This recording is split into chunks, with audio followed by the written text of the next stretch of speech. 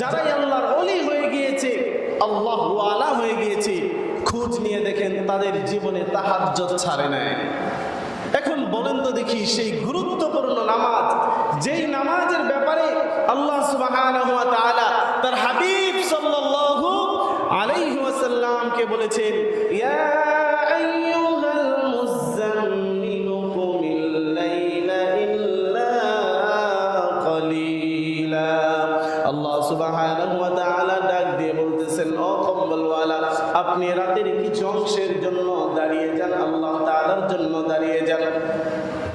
সেই তাহাজ্জুদের সময়ের দাঁড়ানোর কথা আল্লাহ তাআলা তার হাবিবকে বলতেছেন। ও মুসলমান ভাই বন্ধু, এখন বুঝে থাকলে বলেন দেখি, সেই তাহাজ্জুদ নামাজের গুরুত্ব আছে কি নাই? সবাই বলেন, আছে কি নাই? সেই তাহাজ্জুদ নামাজের গুরুত্ব অবশ্যই আছে, তবে